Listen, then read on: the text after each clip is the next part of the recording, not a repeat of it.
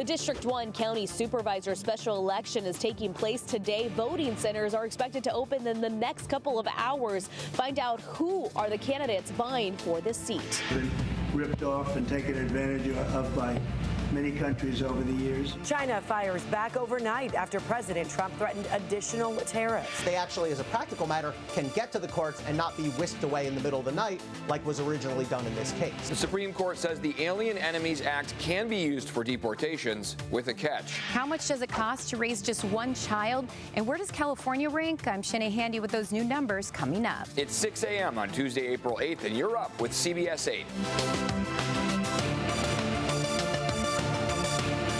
I can tell you it's expensive. Yeah, First-hand experience here.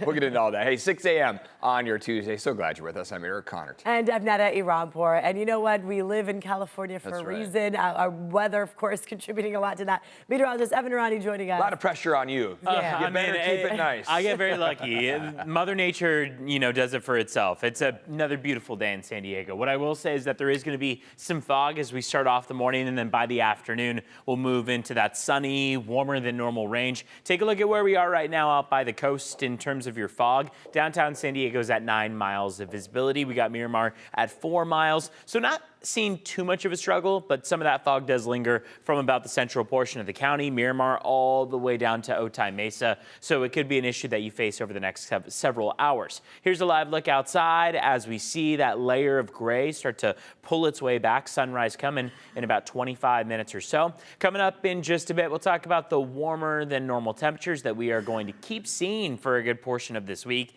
And we'll even be able to let you know what next week starts to look like. Back to you. Okay, thank you so much, Evan. And in just 1 hour, voting centers will open in the South Bay.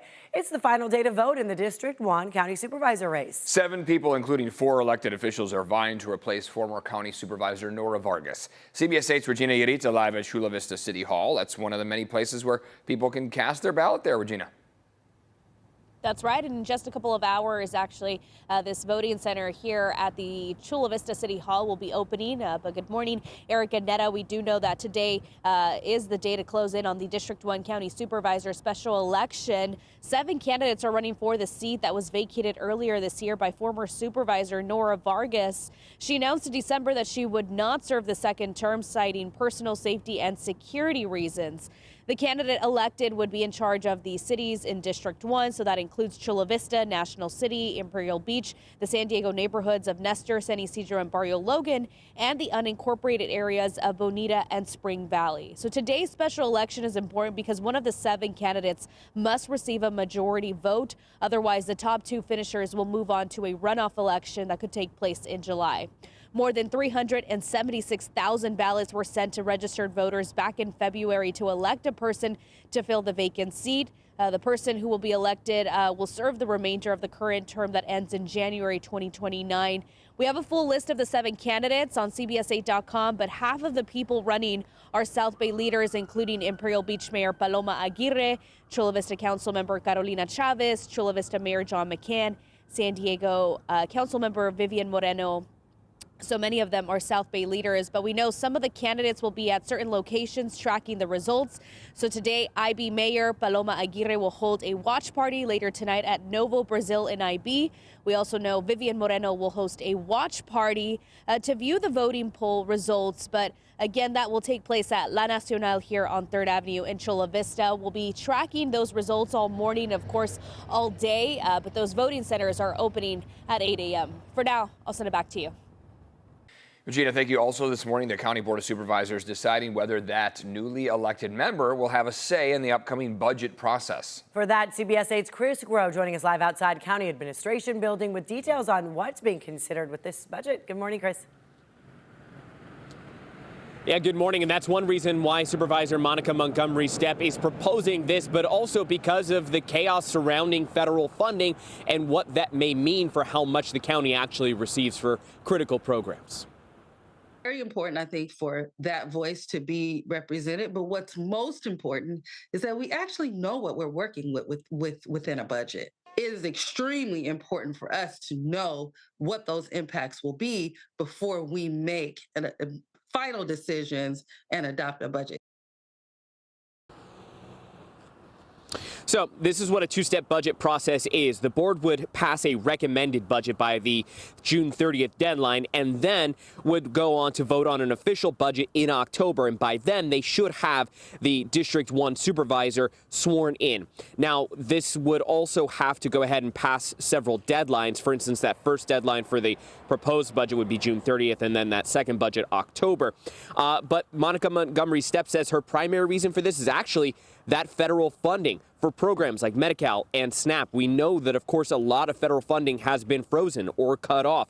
Programs have been dismantled. And so what she wants is a better picture here of what it is that both the state, the feds, as well as even the county are going to have to chip in to get some of these programs moving.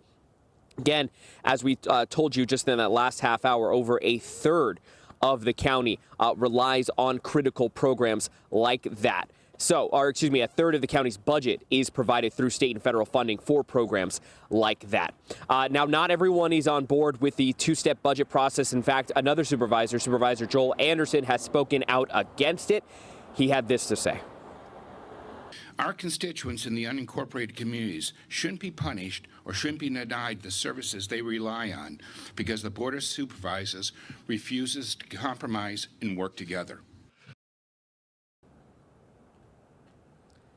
Now, Montgomery Stepp says that there would not be any discontinuation of any services after a proposed budget is passed, the outline, right, that first step. So she says that if this is something that the board does decide to move forward with, there would not be a discontinuation of any services. It's something that they'll be voting on today. Their meeting starts at 10 a.m. Eric and Netta. Chris, thank you very much for explaining that to us.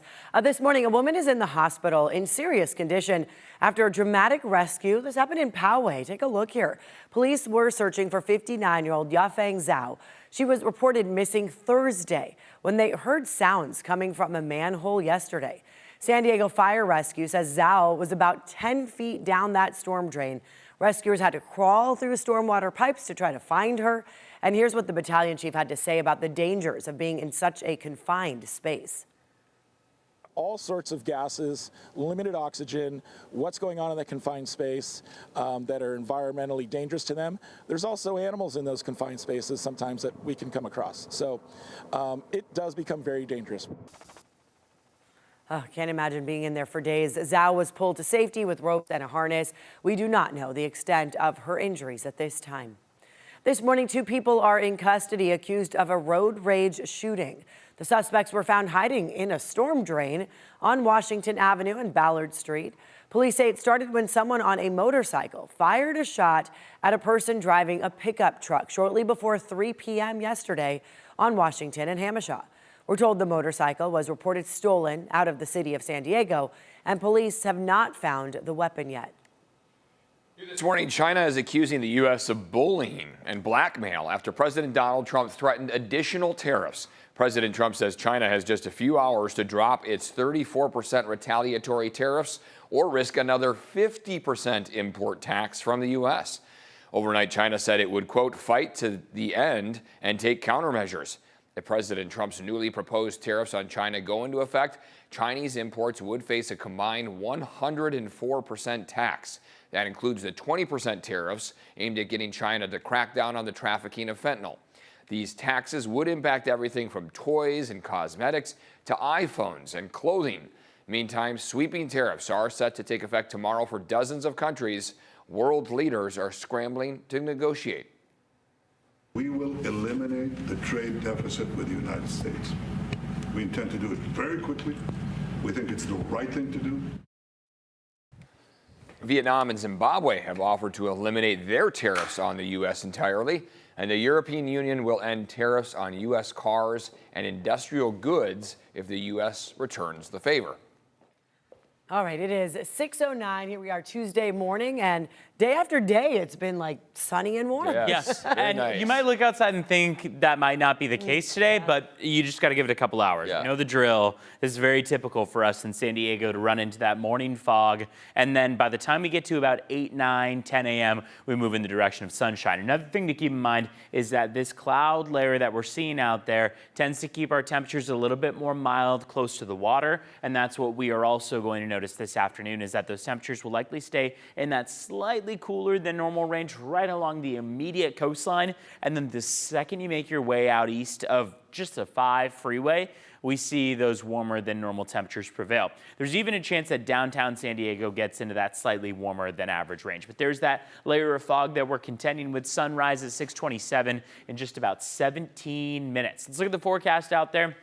Along the immediate coast, upper 60s, maybe some low 70s to work with. And then as you make your way out inland toward the valleys, 80 degrees this afternoon, 78 for the mountains, and 95 out there. Getting toasty across the deserts. Borrego Springs high of 93 degrees is going to beat average by about 9 degrees. Ramona is expected to come in about 10 degrees warmer than average. And then you notice how out along the coast in downtown San Diego, we're only going to be about 3 degrees warmer than average. Fog hasn't been prevalent as much over the last several days. We were kind of given a break from last week's showers that we saw about Monday through Thursday and given a beautiful weekend. But we do have to kind of set ourselves up and change our frame of mind for what we're expected to see in the month of May. May gray typically comes around, which means a lot of the mornings that involve some fog are expected. You can see how it's continuing to burn off here, but the view just about 30 minutes ago was filling this entire view from UCSD facing east.